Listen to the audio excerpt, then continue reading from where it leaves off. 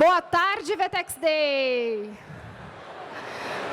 Uma honra estar mais uma vez aqui com vocês no palco, nesse palco tão especial, Led by Her, onde a gente chama especialistas em cada área, mulheres especialistas, cada uma em suas áreas, para a gente falar desse assunto aqui, que é uma revolução em curso, né? Quase não foi falado no VTEX Day, né, sobre inteligência artificial. Vocês não viram esse tema ainda, né? Bom, inteligência artificial já não é mais uma promessa do futuro, já está acontecendo. Já faz parte do nosso dia a dia e está ajudando a gente a prever desejos, personalizar jornadas e nos ajudando a tomar decisões mais inteligentes. E faz parte agora do motor do Digital Commerce. Se antes o catálogo era algo estático, algo morto, agora é algo vivo, algo dinâmico e que está no coração da experiência do consumidor. Então, esse papo, vocês já sentiram que é poderoso. E a gente precisa de especialistas à altura desse papo poderoso.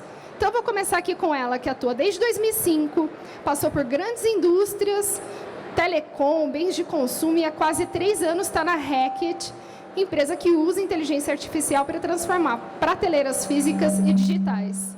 Eu chamo ela Alaine Charchá.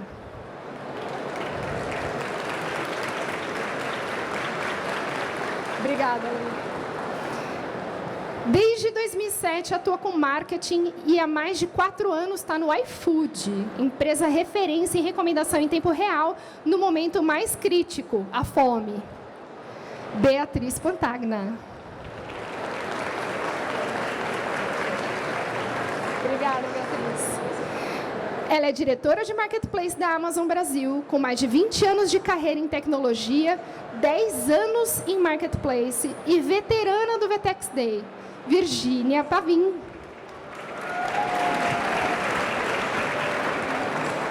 Muitíssimo obrigada por terem aceitado esse convite desafiador para a gente falar desse tema, né, poderoso. E aí, para a gente sentir o clima aqui da plateia, eu queria fazer algumas perguntas. Então, levanta a mão aqui quem já foi impactado por uma recomendação que parecia ler sua mente. Meu Deus. Meu Deus. Já ficou frustrado com uma sugestão totalmente sem sentido que apareceu no feed, no app? Também? Boa. Quem aqui acha que a inteligência artificial vai entender melhor seu comportamento do que a equipe de marketing da marca? Ó, pouca fé na inteligência artificial. Sarah Connor está orgulhosa, né? Mas vamos lá. Vamos começar com as nossas perguntas. Eu vou começar com uma pergunta aberta, e aí eu gostaria que as 3 respondessem, se possível, tudo bem? Inteligência artificial está no coração da jornada do consumidor, né? E a gente já vê aqui vários consumidores impactados com isso. O que vocês diriam que foi o maior ponto de virada dentro das suas empresas ao interagir inteligência artificial e catálogo com o sistema de recomendação? E se vocês podem trazer exemplos práticos de como isso aconteceu? Acho que eu posso começar essa aqui. Bom, o iFood, desde 2018, a gente já investe em inteligência artificial. Claro que não é generativa, não é LLM, mas já de machine learning. E desde 2018 a gente começou a construir os nossos modelos. Mas eu posso dar 2 exemplos, e o primeiro deles foi em 2021, que foi quando a gente decidiu e construiu o app do iFood, que o algoritmo trouxesse uma personificação na sua tela da home do app. Então, mesmo que você está do lado de uma pessoa com o mesmo endereço, o home do seu app ela vai ser diferente da pessoa que está do seu lado. Baseado em quê? Né? No comportamento de compra desse usuário e também na comparação. Né? Usuários que compraram a mesma coisa que você, quais são os próximos passos dele, para fazer com que você, de forma preditiva, a gente consiga ajudar esse usuário a encontrar a melhor comida para ele, ou a melhor predisposição para ele, seja aquele usuário que ele é mais propenso a um desconto, ou ele é mais propenso a uma nova culinária, um novo restaurante.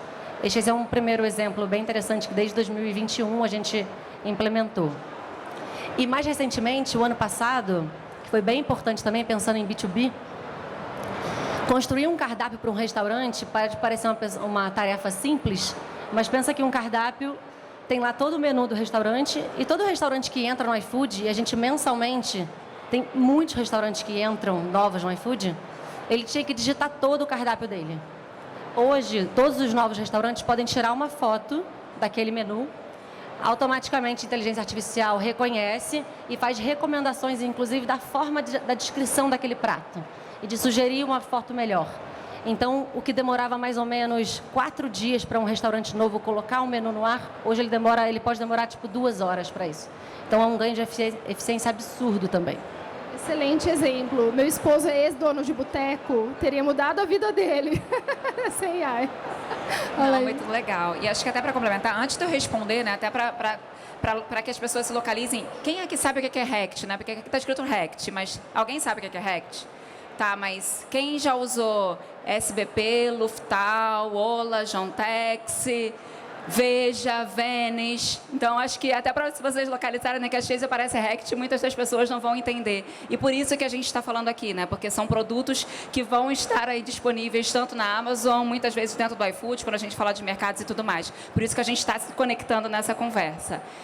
Eu acho que muito parecido com o que a Bia trouxe, eu acho que a gente também vem numa jornada já há bastante tempo, porque AI parece que é algo muito novo, porque as pessoas conectam com Gen AI. Mas a gente já fala de AI tradicional há muito tempo, né? Entender padrões de consumo, por exemplo, é machine learning, como a Bia estava trazendo. Então, acho que a própria RECT já vem no passado, há bastante tempo, entendendo a jornada do consumidor, padrão de consumo, para que a gente consiga oferecer o melhor sortimento, para que a gente consiga se posicionar da melhor forma. Porque quando a gente tem essa diversidade de produtos, você precisa entender realmente o que o teu consumidor quer, como que ele compra, com que frequência, em que locais, enfim. Entender a sazonalidade, eu acho que isso para a gente foi uma grande virada. A partir do momento que a gente entende melhor o consumidor, a gente consegue se posicionar e trazer, né, um portfólio para ele muito mais assertivo, sabe? Então, acho que conecta muito com o que a Bia está trazendo. Bom, vamos lá. Primeiro, obrigado pelo convite de voltar aqui ao VTEX Day e contar um pouco de como a Amazon utiliza a inteligência artificial no seu dia a dia. Então, olhando para a Amazon, é uma cultura de inovação que está no nosso DNA, né? Então, a gente há 25 anos tem modelos, tem o que você chamou de antiga IA, que são as machine learnings, desde que a gente se conhece por empresa, né? Então, desde que existiu a conceituação da Alexa, no mais novo lançamento global, com toda a IA generativa, seja de sugestões de campanhas de ads, seja de algoritmos de busca. Então, isso para a gente sempre foi muito, muito comum no nosso dia a dia. Porém, eu acho que recentemente a gente tem visto uma aplicação de inteligência artificial, principalmente para mim, né, que sou do Marketplace, olhando para os nossos vendedores, olhando em como que a gente pode facilitar realmente a vida dos nossos vendedores. Então, muito legal que você contou de tirar uma foto. E em 2024, no finalzinho, a gente lançou um produto, uma ferramenta que o vendedor, a gente sugere descrição, a gente sugere detalhe de produto e a gente sugere título. E já pensando em otimização de venda. Isso, né, em 2024. E agora a gente também tem uma ferramenta que ela é capaz de processar 1,5 milhão de ofertas por dia e a gente consegue sugerir diversos atributos para os nossos produtos. Por que é tão importante para a gente colocar os atributos melhores? Porque é decisão de compra. Nós, como os consumidores, quando a gente chega para comprar, a gente quer um produto mais detalhado possível. Eu quero saber a voltagem, eu quero saber se funciona, eu quero saber o tamanho, eu quero saber um monte de coisa. Então, a ideia da inteligência artificial, olhando para o nosso vendedor parceiro, é que a gente consiga fazê-lo como um assistente. Então, eu quero que o meu vendedor gaste o tempo dele em atividades que realmente são importantes, em que ele fique preocupado em controlar a loja dele, em se preocupar em vender. Eu não quero que ele se preocupe com o catálogo.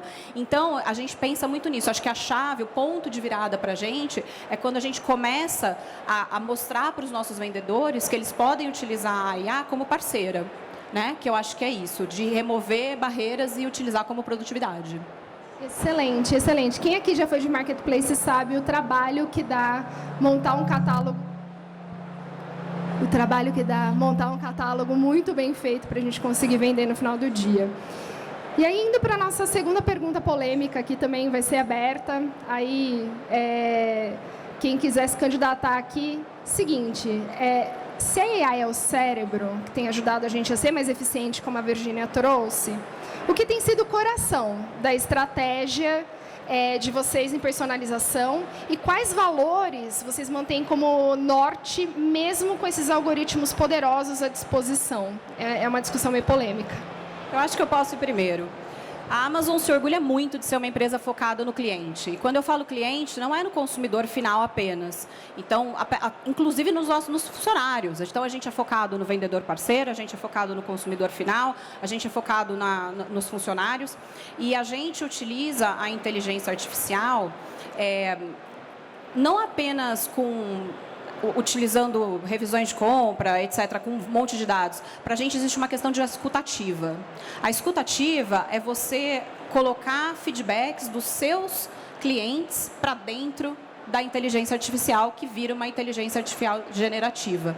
Então, a gente já começou a olhar muito até para os agentes, né? Está muito em moda agora, os agentes. Para a gente, a questão quando a gente pensa num agente de inteligência artificial, ele é uma questão até de feito conferido.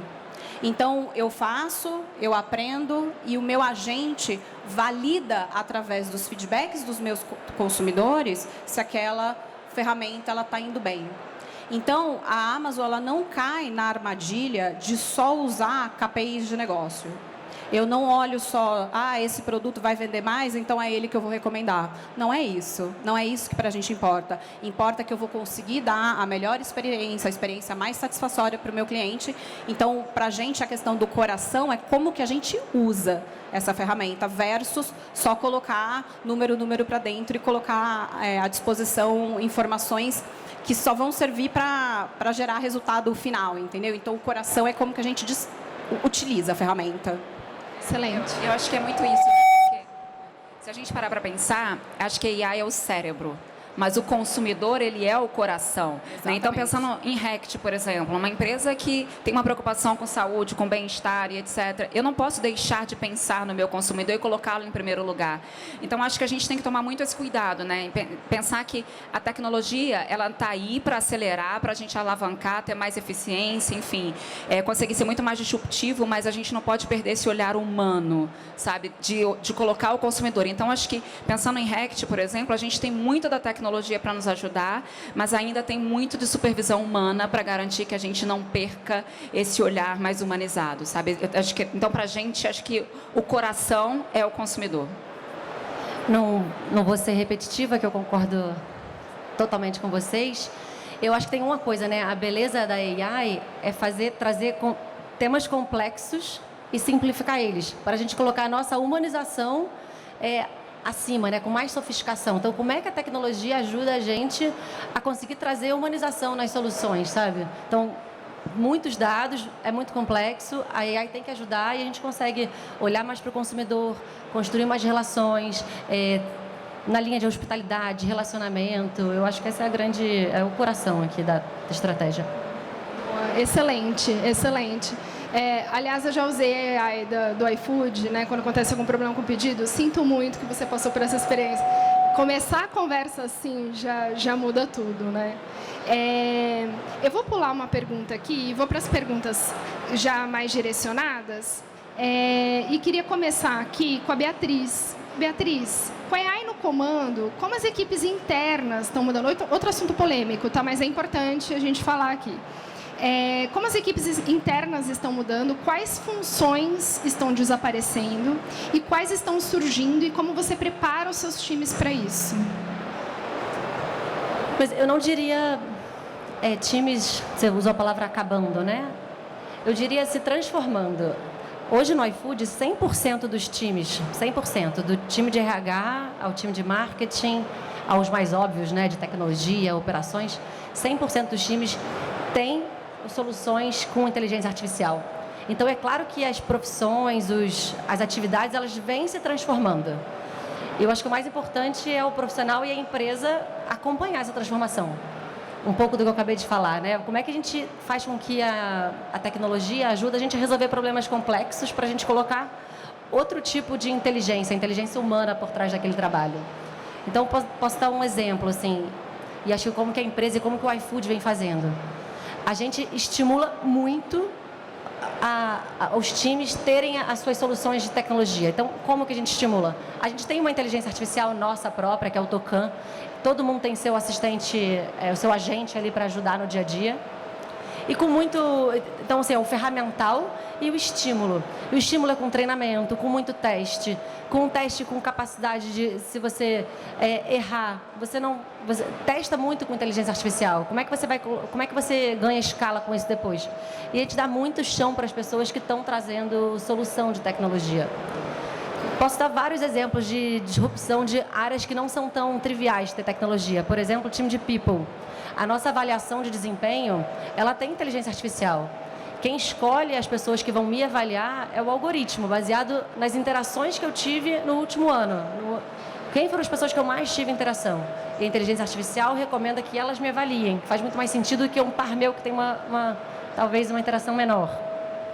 Outro exemplo muito bom, a área de marketing. A gente tem o redator, tem o copy, tem tudo. A gente já tem soluções de tecnologia e inteligência artificial para fazer com que os nossos criativos de marketing sejam aprendidos pela inteligência artificial. Então, qual criativo está dando mais resultados de growth? Então, se eu tinha várias cadeiras de redação, de criativo, eu posso ter uma pessoa só fazendo tudo isso e pensando na estratégia de growth. Então, esse profissional ele precisa se desenvolver. E a inteligência artificial está trazendo simplicidade para uma coisa mais analítica, que são só um monte de dados. Então, acho que a empresa precisa ajudar os profissionais a encontrarem como que eles conseguem trazer inteligência humana, sabe? Excelente ponto, excelente ponto. Vocês querem complementar? Acho que é isso, né? Você usa uma palavra muito importante de transformação, porque principalmente eu que sou da área de tecnologia, eu ouço muito essas perguntas, né? Mas AI vai substituir o profissional? O que vai acontecer com vocês no futuro? Gente, eu acho que é um complemento, né? Acho que a tecnologia está aí para transformar o processo e nos tornar ainda mais eficientes e mais assertivos.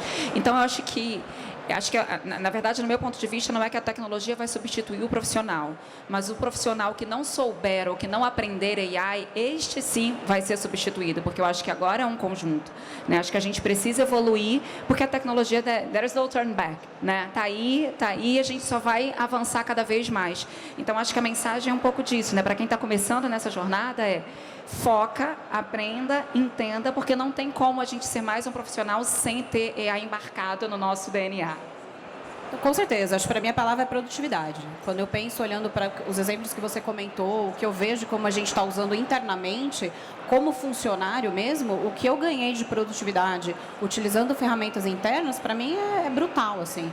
Eu incentivo muito o meu time para que construa agentes, que façam feedbacks, que construam textos e assim por diante, porque isso a gente está ganhando produtividade, né? Coisa que você levaria 1 hora para escrever, de repente, 5 parágrafos, você coloca ali uma ideia e o nosso chama Cedric, dentro de casa. E ele gera em segundos, né? E o que é mais legal é o bate-papo que você pode dar, né? Putz, não era isso que eu queria, escreve assim, tenta assado. Eu uso muito quando eu vou escrever textos para liderança. Então eu falo, eu estou escrevendo um texto para um senior VP que tem uma característica assim. Como é que você colocaria? Então, está me ajudando muito. Eu acho que essa transformação é onde a gente tem que buscar, assim, produtividade. Excelente, excelente. Queria começar fazer uma pergunta agora para você, Virgínia. Na Amazon, quem treina a inteligência artificial? O consumidor, os dados históricos ou os times humanos?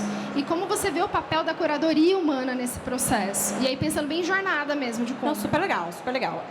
A Amazon, a gente treina com inúmeros dados, né? Então, seja de bases de consumos, de tendência. Só que acho que o grande é aquilo que eu já havia comentado, é como que a gente incorpora o feedback dos nossos clientes, da diversa, né, seja vendedores, seja os nossos clientes finais, dentro dos nossos algoritmos, dentro dos nossos modelos. Ou seja, a gente tem essa obsessão realmente pelo cliente e a gente tem um conceito dentro da Amazon que a gente chama de working backwards, que a gente trabalha de trás para frente. Então, a gente sempre coloca o cliente primeiro e a gente desconstrói como é que a gente deveria chegar naquela experiência. Então, a gente acredita que o cliente... Não existem 2 clientes iguais. Então, eu preciso ter esse feedback e eu preciso incorporar isso, além de que os comportamentos humanos, eles mudam ao longo do tempo. Então, não é porque uma ferramenta que eu acabei de lançar dentro de uma jornada, eu tive um feedback positivo, eu consegui utilizar o feedback dentro dos meus modelos, que eu não vou continuar iterando. Eu preciso fazer isso, porque o cliente muda ao longo do tempo, né? O consumidor, o consumo e os hábitos, eles mudam ao longo do tempo. Então, acho que na sua pergunta de como que a gente usa a curadoria, um exemplo bom é o que a gente acabou de fazer não, acho que já faz um tempinho, que a gente lançou com as reviews. Então, tinha, sei lá, tinha 1000 reviews de um produto, a gente colocou um agente que simplifica. Então, você não precisa ler toda a review, você tem lá um destaque do que as pessoas mais estão falando, e isso é interativo, né? Quanto mais tiverem feedbacks, mais a gente vai colocar. Eu queria colocar mais um ponto de que acho que a gente fala muito, e é super pop, né? Todos a gente entende, é tão disruptivo quanto a luz, por exemplo. Ok. Mas eu volto a dizer muito isso de como é que a gente usa, sabe? Para mim, é uma questão de ser um assistente ao longo da jornada. Então, reconhecendo que a gente tem clientes não iguais, utilizando os nossos dados e utilizando o feedback, é quando a gente consegue, de fato, trazer recomendações relevantes, né? E tem uma preocupação também, até, assim, a Amazon também não se preocupa de se for uma ferramenta mais do mesmo. Porque pode ser que a ferramenta mais do mesmo faça sentido. Se eu for simplificar a vida do meu vendedor, por exemplo, então o lançamento de catálogo é isso, não tem problema que ele é mais do mesmo, não é? É uma ferramenta que já tinha, a gente está continuando inteirando nela e a gente está inovando em cima dela, não tem problema que ela é mais do mesmo, mas ela está facilitando a vida do nosso cliente. Então, essa coisa de, nossa, o encantamento, sim, é óbvio que a gente busca encantar, mas no fim do dia, como é que eu vou facilitar a vida do meu cliente também? Então, acho que isso tudo a gente tem que pôr na mesa. Total. Preço é o que se paga, valor é o que se recebe e o cliente quer valor. Exatamente. Não é mesmo? Aproveitando até o gancho de dados que você levantou, Virgínia, tem uma pergunta aberta, mas eu queria que a Laine começasse, né? Que catálogo digital parece simples, mas exige dados de qualidade e contexto. E a Laine, como tecnologia, deve sofrer com os pedidos das áreas, né? Então, qual foi o maior desafio ou erro que você pode trazer ao transformar os dados brutos em inteligência de venda? E se você consegue dar um exemplo de como foi isso? Eu acho que a gente pode começar imaginando que numa multinacional, né, a gente recebe diferentes tipos de dados em diferentes formatos, né? Então, acho que para a gente trazer isso à vida, vamos falar, sei lá, sabor menta. Sabor menta pode vir como sabor menta, pode vir como mint, pode vir como menta verde, pode vir como MMNT. Acho que o maior desafio para a gente, como área, imagina isso, eu estou falando de um sabor, mas imagina isso para todos os produtos, todos que a gente chama de SKU, né? Para todos os tipos de SKU que a gente tem, os diferentes formatos que eles podem chegar. Então, para uma empresa como a nossa, né, nesse segmento, o maior desafio é você conseguir categorizar estes dados, harmonizar a informação, para que na hora que a gente vai carregar essa informação, eu esteja falando exatamente a mesma coisa. Porque, inclusive, impacta na hora que a gente está fazendo o search. Na hora que o cliente está fazendo uma busca, eu tenho que conseguir conectar que essa busca está relacionada a esta linha de produto dentro da minha base. Então, acho que o maior desafio está aí. E é uma jornada muito longa para a gente conseguir chegar lá pela diversidade de dados que a gente tem.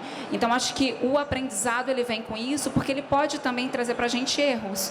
Porque se a gente não faz a categorização correta, eu começo a fazer recomendações incorretas. Imagina, por exemplo, que eu tenho dentro da diversidade de produtos que a gente trabalha, eu vou ter uma mulher, uma pessoa, ou um homem, enfim, uma pessoa que está buscando um produto de limpeza, um Surface, um produto para limpar a sua casa, mas vai ter um homem que está buscando uma indicação de camisinha, por exemplo. Então, se eu não tenho a categorização correta dos meus dados, eu posso cometer um erro gravíssimo de fazer uma oferta, imagina, fazer uma oferta de camisinha para um público que não é um público adequado, né? Então, acho que é esse que é o cuidado, né? Garantir que a gente tenha uma harmonização dos dados que nos permita ser assertivos na hora que a gente está personalizando para o cliente. Posso trazer um exemplo também? Por favor. De um mercado totalmente diferente? Mas, de novo, no catálogo, lá pensando no dono de restaurante. Pensa que quando para você fazer, é muito comum o restaurante oferecer um combo, né? Você vai comprar um hambúrguer, uma batata frita e um refrigerante. Historicamente, os restaurantes colocavam isso como se fosse um item só. E acho que para quem já usa iFood já deve ter tido alguma experiência ruim, eu espero que não, mas já deve ter tido. Você pediu o combo, só que esqueceram a batata frita. Se esse restaurante cadastrou os 3 juntos, ele não consegue cancelar a batata frita, porque para ele ou ele cancela tudo ou é nada. Então o iFood deve ter todo um processo de organização da categorização de cada item daquele cardápio para ele registrar cada item do cardápio e no final gerar um combo. Parece muito simples, é só um combo. E aí a gente vai reduzindo o cancelamento. E a mesma coisa, hoje também o agente de tratativa de problemas na entrega já melhorou demais. Quando isso acontece, de um item faltante ou de uma não entrega, como a gente conseguiu organizar o catálogo dessa forma, você consegue, de forma muito rápida, junto àquele agente, pegar só o reembolso da batata frita ou mandar que a batata frita seja entregue, justamente porque a gente conseguiu organizar os dados e a gente penou bastante uns 2 anos atrás e agora a experiência está bem fluida, considerando também toda a conversa que a gente teve com os consumidores, com o restaurante, para chegar no formato atual. Acho que esse é um bom aprendizado para a gente. Excelente. Eu acho excelente. que eu posso completar, Cíntia, que acho que catálogo ele tem um conceito mesmo, né? É um catálogo versus ofertas. Para a gente é um conceito bastante diferente. O catálogo para a gente é onde eu consolido todas as ofertas. Então eu tenho um sabão em pó e eu tenho várias ofertas daquele sabão em pó. E lidar com essa quantidade de dados e garantir que eu estou colocando no mesmo catálogo ofertas do mesmo produto é onde tem uma complexidade bastante grande. E é onde a gente vê que a inteligência artificial tem ajudado muito a gente, porque o vendedor começa a listar, a gente já pergunta, é isso aqui que você está querendo listar? Eu já tenho esse daqui. Eu já tenho esse produto aqui que já está listado. É isso? Você só quer colocar inventário e preço? Então, é nisso que a gente está cada vez mais trabalhando para ficar um catálogo unificado. E aí você pensa como é que essa indústria se conecta, né? Porque no final das contas, né, eu trabalho numa indústria onde a gente está se posicionando nos 2 lados, né? Nos marketplaces.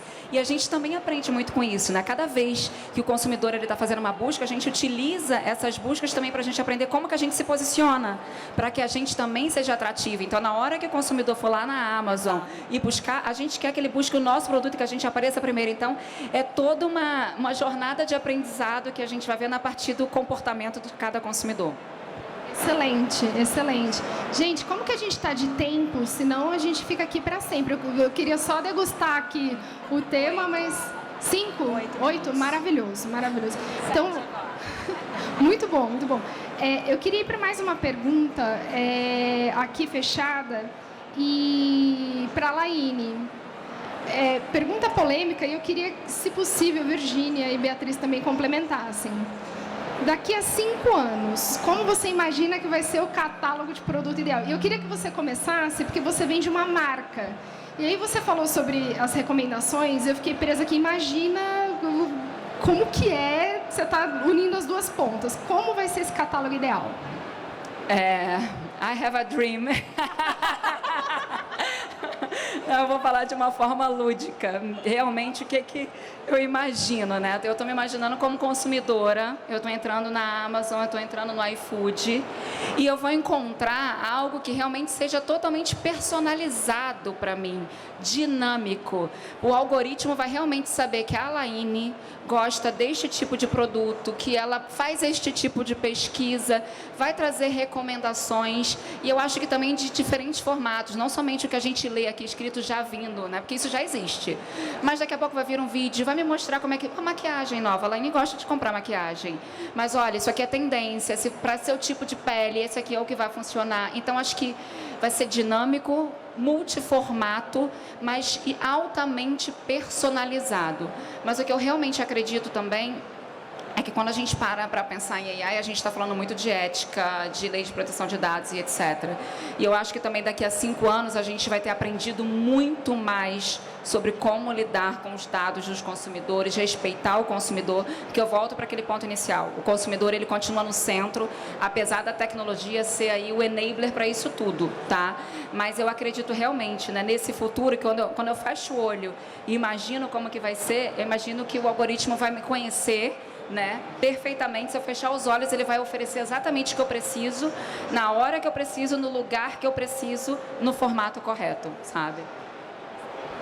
Eu torço para o dia que ele vai me dizer o que eu preciso. I have a dream too. Vocês querem complementar, Virgínia, Beatriz? Eu ia falar isso, acho que ser preditivo, né? De tudo que a Laine falou, talvez você não está nem esperando, assim, sexta-feira você vai pedir alguma comida ou vai ter que fazer uma compra na Amazon. Na quinta-feira, talvez ele já faça a sua lista e vai só te dar, assim, um carrinho para você fechar, é isso aqui, sabe? Com recomendação, com a sua sugestão, isso seria incrível. E eu acho que, assim, a evolução da experiência de compra mesmo, sabe? Como que isso pode evoluir ainda? Acho que tem tanta coisa, não só o catálogo, de trazer recomendações, mas de ser muito, muito fácil de comprar. Acho que isso, não é? É isso. Eu também I have a dream. Vamos fazer esse dream come true? Vamos fazer esse dream come true? Bora. Pessoal, alguém tem alguma pergunta relevante? Acho que a gente consegue uma pergunta. Não? Então, queria, primeiro de tudo, agradecer imensamente vocês terem topado o desafio de estar aqui. A gente começou falando sobre catálogo e recomendação. Já viram aí que hiperpersonalização é uma tendência, jornada de compra aqui, né, hiperpersonalizada, é uma tendência, é um sonho das 4 aqui.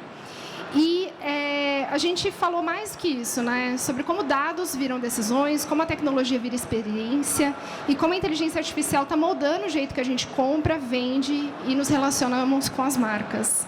Então, muito obrigada pela presença de vocês aqui. Muito obrigada, meninas. Obrigada, e é isso. sim. Espero vê-las no VTEX Day com esse sonho realizado.